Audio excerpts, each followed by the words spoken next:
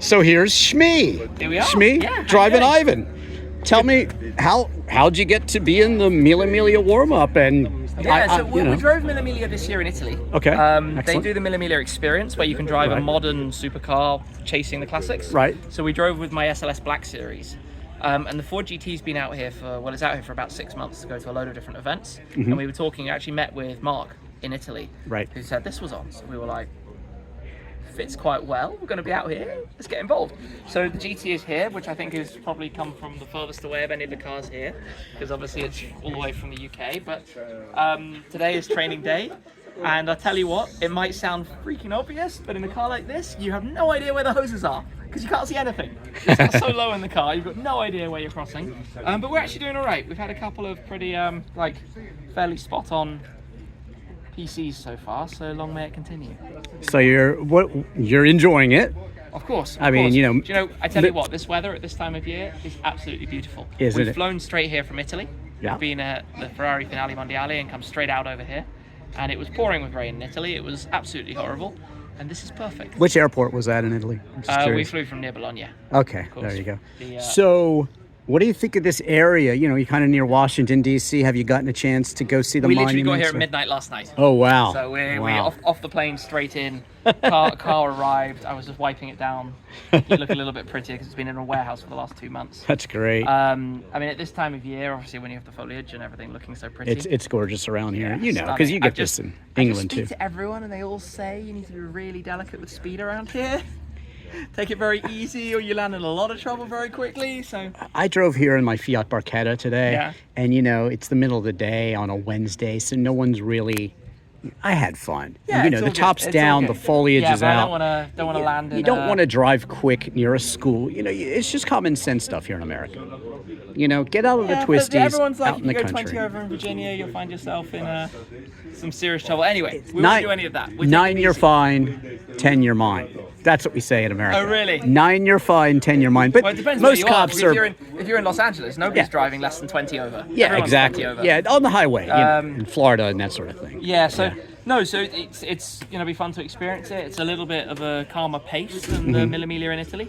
Oh yeah, the warm up is like a little bit more opportunity to learn and take it in. And it's just super cool to be around such different cars. You know, you got everything from the Gullwing and the Alfa. Yeah, it's crazy. What's your favorite car here? And an F8 and that Junior Zagato is gorgeous. I love 300 SLs.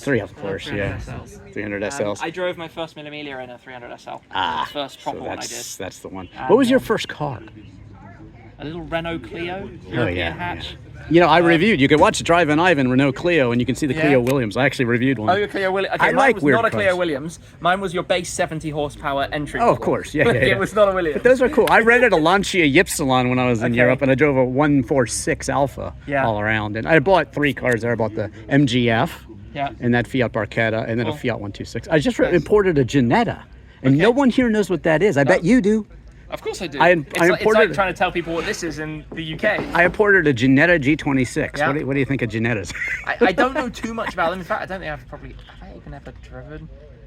Yeah, they're so, even in England, they're I've only driven one of the race cars. I forget exactly which model as part of an exhibition, briefly.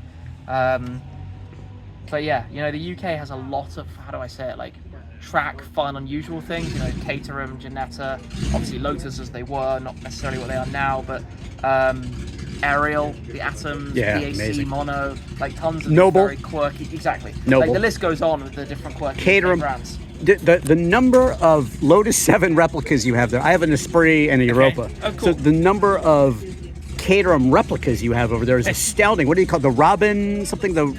What's it called? I'm not sure exactly, but there's tons. So that's what I was going to ask you. I don't want to ask you what everybody else asks you. I want to ask you, what cars in England are your favorites that we don't have here in America? You know what I'm saying? Like, what do you think? Don't have, or vice versa. What are the favorite cars you have here that? Well, you know, maybe you don't know. So I have a 2020 Shelby GT500. Okay. And one of the cool things about that is you can't get them in Europe. So I bought it here, kept it here, and then imported it to the UK. Wow. So it might sound obvious here, because here a Shelby Mustang is no big deal. Yeah. But in Europe, a Shelby Mustang is like seriously rare. For some perspective, there are 3 times as many of these in the UK as there are GT500s. That's fascinating. So the GT500 is really rare. You know, even the older cars, even like an older 60s Mustang, they're very rare outside of the park. Right. For sure there are some, but nothing like over here.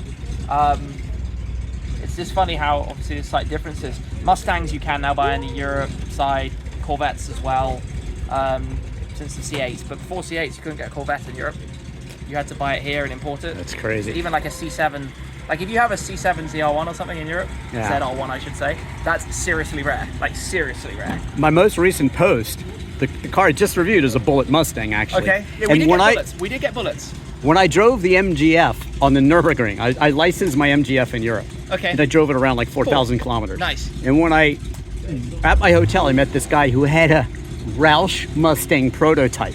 Yeah. And he's the guy that shot the laps for me. I mean, how many Roushes do you have in England? Yeah, exactly. Like, it was Not crazy that this German guy, this young, enthusiastic kid, had a But Roush. that's the fun. It's you a know? similar thing here, though, right? People here, if you have a right-hand drive car here, for example, it stands out. Like the People are Ginetta. somehow attracted to that in the same way that, as you mentioned, some people would be attracted to a Roush Mustang in Germany just because, like, what is this? You're the only one who's got one. But that's half the fun, isn't it? Different cars, different things. People like different stuff. All kind of comes together. You have many of your favorite cars now. What are some that you still want? Oh, there are tons. Just finances get in the way. Carrera GT, Ferrari F50, Lexus LFA. Yeah. I got a ton of my, like, you know, everybody has cars of an era that they loved. For me, that was the era I was getting into driving. So the stuff that's 10, 15 years old was really my, like, 10 to 15, 20 years old is really like my era. Some of the stuff that I really wanted to buy, I have picked up recently, like a Clio V6, a BMW 1M. It'd be awesome. An earlier Abarth. Just things that are fun that you can go and rag around. The Abarth, yeah, those are great. That's so funny. Well, cool. That's so awesome to get to talk to you. So awesome that you're here. I hope you enjoy your time in America. I think we're gonna have a good. You'll get to see DC at some point. You will, because you're going to the embassy. I've been into DC a couple of times before. When I had my AMG GT Black Series out here, we stopped in DC and drove through the city. Definitely scraped the front splitter going into some parking garages in DC. But yeah, it happens. So seeing the city, it's an interesting place because, as a visitor, when you go to a lot of cities, and I've been to 39 states, I think I've been to.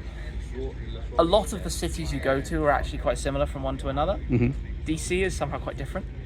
The architecture, the buildings, the style, the things around it. It's not like being in Manhattan or in San Francisco or in. Old here is, it's more old European. here is 1600s. It's super old. Most old here is 1800s, 1700s. So it's not like jolly old England, Bit different.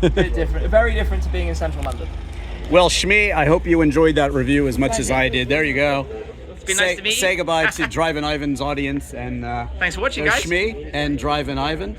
And thank you so much for watching the Amelia warm-up here at Summit Point Raceway in Summit Point, West Virginia. Thanks a lot, Nice to meet you. See you Remember, later. Search any car in Shmee, and also search any car in Drivin Ivan. Thanks for watching. I'm Drivin Ivan.